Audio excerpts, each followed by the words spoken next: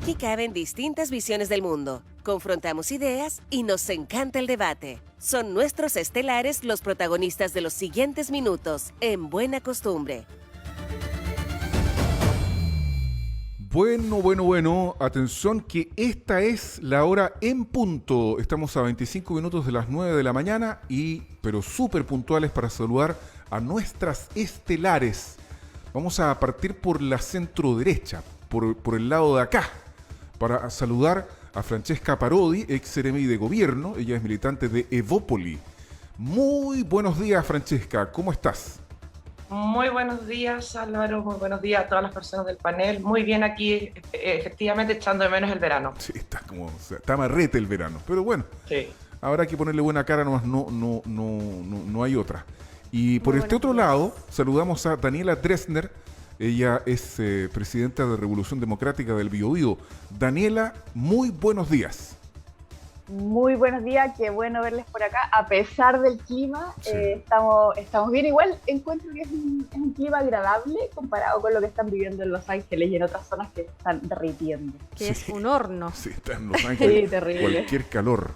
Buenos días a ambas. ¿Les parece que analicemos esta entrevista que tuvo el presidente electo Gabriel Boric en esta radio uruguaya? Sí. M24 se llama la radio, y acá hay una opinión, una cuña más bien, que señala la nota en la tercera, donde dice que en Venezuela incide el asedio que ha tenido permanentemente por parte de Estados Unidos, sí. Pero también ha habido un retroceso en las condiciones democráticas. Esto puede tener una doble lectura y le puede molestar tanto a los izquierdistas más acérrimos como también a los más conservadores, porque este comentario se podría haber visto como una relativización a la dictadura que existe hoy en día en Venezuela, pero también para el lado de izquierda podría verse como que siempre los gobiernos de izquierda están apelando a un culpable externo para poder justificar los crímenes y también a la pobreza que han sometido muchos pueblos, como por ejemplo Nicaragua y Venezuela.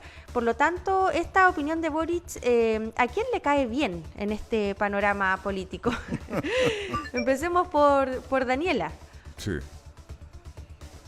Sí, yo creo que ahí, sobre todo cuando estamos hablando de temas internacionales, no creo que exista una opinión que es una opinión que le caiga bien a todo el mundo, y tampoco creo que sea el rol de un mandatario, como dar una opinión que pensando en que le va a caer a todo el mundo, sino que más bien que tiene que representar una comprensión de unas realidades que son complejas y que son bastante más complejas de lo que nosotros queremos decir.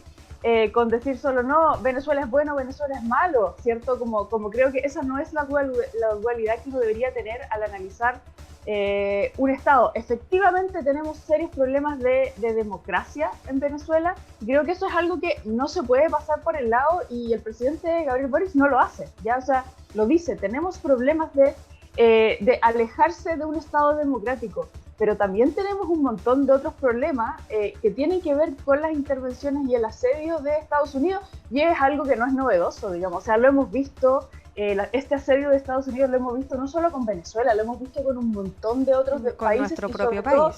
Con nuestro propio país, y sobre todo cuando son países que se alejan de una manera que le gusta hacer las cosas a Estados Unidos, ¿ya? Entonces eso no es tan raro, es algo bastante común.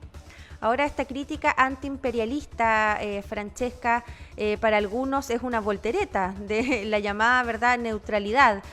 Ahora, lo cierto es que también Boric dice categóricamente en esta entrevista, dice, el alegato permanente que hacen ciertas izquierdas a la autodeterminación de los pueblos para terminar incluso justificando sus desviaciones o conductas que no son apropiadas como limitaciones a la libertad de expresión. ¿Alcanza este discurso medio antiimperialista que tuvo Boric en esta entrevista a ser llamado o catalogado como una voltereta propiamente tal? Mira, yo creo que más allá de si es una voltereta o no, yo creo que bienvenida a las personas que toman el sentido común de las cosas, ¿ah? Y yo creo que en ese sentido ha habido en este momento en la izquierda más que en la derecha, pero la derecha también ha sido bastante negacionista en lo que son violaciones a los derechos humanos. Yo creo que en ese sentido, yo creo que no podemos tener villanos favoritos en el sentido de si según el gobierno me cae mejor o peor los procesos más o menos democráticos. Y yo creo que en ese sentido bienvenido reconocer lo que es una dictadura, efectivamente lo que vive en este caso Venezuela o el caso de Nicaragua. Y ahí yo creo que está bien directamente decir las cosas por su nombre. Ahora, independiente si eso va a caer mejor o peor dentro de su propia coalición de gobierno. Yo creo que en temas de derechos humanos, en temas de democracia, tenemos que tener un solo camino y independiente de quién es el que está en este momento al mando de un determinado gobierno. O sea, yo creo que es absolutamente inaceptable que tengamos villanos favoritos. Eso no puede ser en base al color político que rija. Ahora, con respecto al camino que tenemos que tomar con respecto a los diferentes vecinos que tenemos dentro de Latinoamérica, yo creo que la llamada tiene que ser máxima democracia, máxima transparencia, máxima participación y obviamente la condena absoluta a cualquier violación de los derechos humanos o incluso a restricciones a las libertades de los ciudadanos. Oye, Daniela Dressner, yo creo que no hay persona en el mundo que quiera voluntariamente irse de su país. Yo creo que la diáspora... Son muy poquitos. O sea, tendrá que haber, siempre las excepciones siempre confirman la regla. Pero lo que queda súper claro es que esta migración masiva de personas, hombres, mujeres, niños, que vienen de Venezuela es porque el gobierno de Venezuela es un desastre. 6 millones aproximadamente. O sea, no es capaz de sostener a sus habitantes al interior del territorio porque no ven futuro. Entonces ellos llegan, entre otros países, a Chile arrancando de su país. Y es indudable que aquí ha habido una evolución en tu sector político, en la propia Revolución Democrática y en otros con menor velocidad probablemente, en reconocer el tipo de gobierno que hay en Venezuela. Y más allá del tipo de gobierno, el desastre económico que está significando para la gente que arranca de su país. Entonces, ¿crees tú que a esta altura del partido todavía puede haber medias tintas al interior de la futura coalición de gobierno respecto de la condena al régimen de Maduro? ¿O servirá, como plantea María José Benavente, será justificable esto de asignarle responsabilidad a Estados Unidos, su intervencionismo, su bloqueo, etcétera, etcétera, para justificar un régimen que ya no se sostiene? Porque lo que está pasando en el norte del país es una cosa que nunca antes se había visto. La gente huye de Venezuela porque allá no tiene que comer. O sea, yo creo que primero, en mi sector personal, nunca ha habido una evolución. Nosotros siempre hemos dicho esto. Hay otros sectores dentro de la Prueba de Dignidad que efectivamente han llevado un camino respecto de esto, pero yo creo que no me puedo hacer cargo de eso. No me puedo hacer cargo de los caminos que han llevado los otros partidos, los otros sectores. El mío es el Frente Amplio, y desde el Frente Amplio siempre hemos dicho que no es aceptable ninguna violación a los derechos humanos ni las restricciones de las libertades, que es lo que está pasando en Venezuela a cierto rato. Y creo que si no es evidente, con los 6 millones de personas que se están yendo de Venezuela, no existe ninguna otra forma en que lo hagamos tan evidente. Pero no creo de ninguna manera que decir que existen otros factores, aparte de los factores internos que están afectando sobre la situación de Venezuela, sea ponerle medias tintas a lo que tiene que ver con restricción de libertades o derechos humanos. Creo que no podemos, insisto, analizar la realidad en blanco y negro. Existen muchas otras cosas y también son cosas que tenemos que denunciar porque nos han afectado sobre todo a Latinoamérica. O sea, en Latinoamérica han habido este tipo de intervenciones de Estados Unidos desde hace muchísimo tiempo y van cambiando de país, pero se mantienen. Y bueno, y en el resto del mundo también, o sea, lo seguimos viendo en un montón de otros países, sobre todo de Medio Oriente, pero creo que entonces no podemos dejar de ver esa realidad y no es bajarle el perfil, decirlo, sino que es aceptar esta como una realidad que es una realidad bastante compleja y que un montón de gente está viviendo y sigue viviendo respecto de la migración de Venezuela. Hoy día estamos en nuestra sección de estelares de miércoles 2 de febrero con Daniela Dressner, la presidenta de Revolución Democrática en el Biobío, y con Francesca Parodi, ex-seremi de gobierno, militante de Evópoli, y con María José Benavente, que sigue de preguntona. Sí, y como esto afecta también al norte del país, todo lo que tiene que ver con materia, ¿verdad?, geopolítica, migración, que es un fenómeno global y no es un fenómeno reciente, sino que desde los más recientes uy, me confundí, me perdí. Pero desde la época cero, ¿verdad? Que las personas migran y por eso también hay personas que levantan el derecho a migrar, ¿verdad? Que esto fue discutido también con los estelares del día lunes, si no me equivoco, cuando estaba aquí Paz Charpentier y Javier Sandoval. Así es. ¿Verdad? Paz Charpentier decía algo interesante, que se lo refutaba Javier Sandoval, que cuando existe el derecho a migrar también existe el deber, ¿verdad?, del Estado de poder tener las condiciones para poder aceptar a las personas que desean ingresar a un país. Ahora, en la política más contingente, el ministro Delgado ha tomado medidas, para algunos obviamente medidas tardías, así como también para el alcalde de Colchane, que calificó su visita, la segunda región, claro, como sin sentido, ¿verdad? Y también acá hay una postura también para que lo piense la respuesta ya Daniela. El gobierno entrante no ha tenido una postura clara, sino que solamente ha manifestado que es el ministro del Interior y el gobierno quien por mandato constitucional tiene la atribución de tomar medidas. Francesca, ¿qué te parece? ¿Esto es como una especie de lavarse las manos, no poder manifestar una postura pronta, o es necesario debido a la gravedad de la crisis?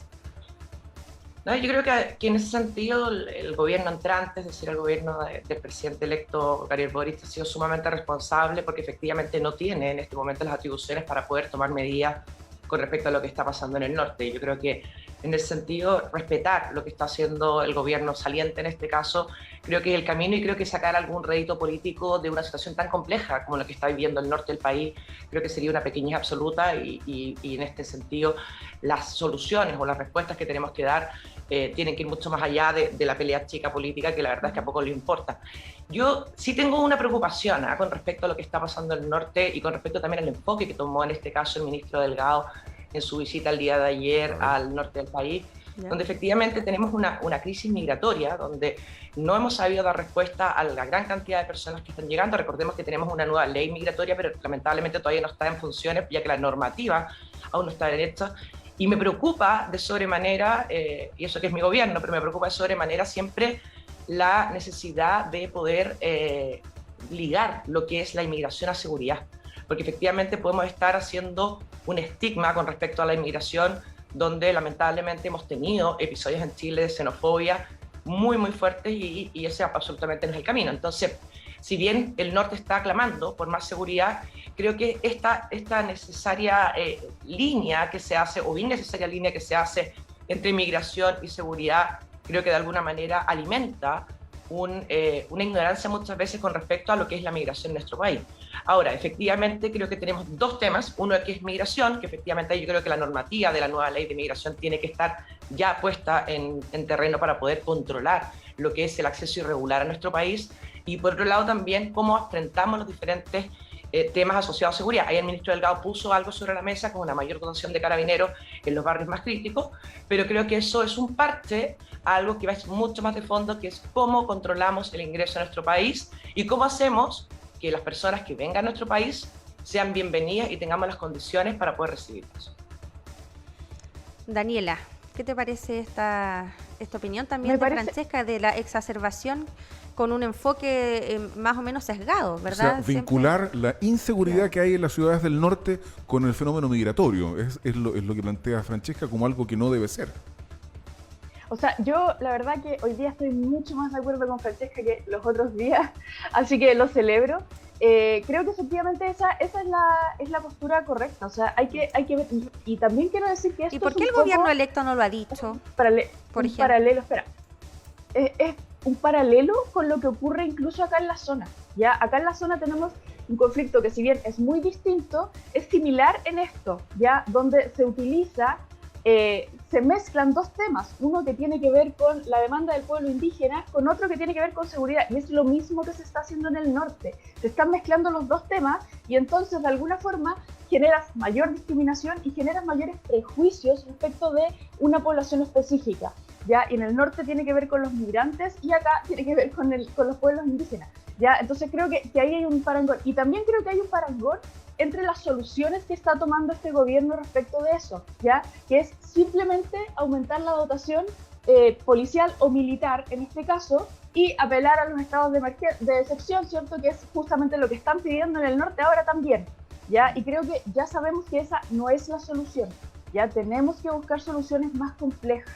Respecto de lo que dice o no dice el gobierno, que es un gobierno que aún no está en funciones, creo que está bien que ponga también la responsabilidad donde está. La responsabilidad no está en el gobierno de Gabriel Boric porque no tienen ninguna facultad para hacer nada en este momento. Y entonces creo que está bien que la responsabilidad de hacer cosas para momentos tan urgentes como este esté en el gobierno actual. Eso es lo correcto, eso es lo que hay que hacer. Y eso no quiere decir que no exista ningún plan respecto de migración o que no existan ideas respecto de lo que hay que hacer en el norte o acá respecto del conflicto indígena. Entonces, y de la violencia en la Araucanía. ¿Ya? Entonces creo que tenemos que hacer las cosas por separado. Estamos en un caso urgente, ya es urgente hacernos cargo de lo que pasa en el norte y por lo tanto no podemos decir, bueno, pero de aquí a marzo lo vemos, ya, o sea, alguien tiene que hacerse cargo ahora y los que tienen que hacerse cargo ahora son quienes están en el gobierno. Sí, bueno, yo tengo una opinión al respecto y que la complejidad es que por lo menos en el asunto de el paralelo que hiciste tú con lo que se vive aquí en la provincia de Arauco y en la región de la Araucanía, nosotros aquí en Buena Costumbre hemos preguntado varias veces en el sondeo de opinión precisamente el parecer de la audiencia respecto a las medidas como la mantención del estado de sitio o de otras medidas que son esencialmente represivas, y fíjate que siempre ha ganado la opción por mantener las medidas de excepción. Claro. Entonces, la gente hoy día, los que están en los territorios y que están padeciendo las acciones de violencia, de inseguridad, los ataques, las quemas, tienen una forma de ver el conflicto necesariamente vinculada con medidas de mayor represión porque quieren más seguridad.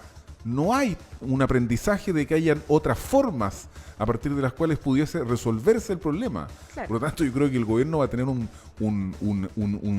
serio desafío desde el punto de vista comunicacional. Sobre todo las personas que son víctimas quieren medidas mucho más efectivas e inmediatas. Por lo tanto, siempre es la seguridad la que podría cumplir ese rol de forma más inmediata, la coacción, sí, ¿verdad? Una forma más rápida de resolver los problemas, pero que no necesariamente resuelven el problema neurálgico. Así que bueno, menos mal no se me trabó la lengua. Oye, estamos nosotros en el final de nuestro espacio de estelares y les ofrecemos a cada una de ustedes 1 minuto de tiempo para que lo dispongan libremente para opinar respecto de los temas que les habíamos planteado u otro. Pero ese minuto va a ser solo para Francesca porque yo, el minuto de Daniela, le voy a preguntar qué pasa con el gabinete regional, ¿cierto? Francesca, tienes tú ahí a disposición 1 minuto, atesóralo. Lo haré. Mira, íbamos bien con Daniela, pero finalmente sí, estábamos coincidiendo y después que me fue para otro lado. No estoy de acuerdo con que el aumento de seguridad, el aumento de dotación de carabineros o el estado de excepción constitucional no sean buenas herramientas. Creo que son una herramienta que es necesaria, particularmente en el caso de la provincia de Arauco.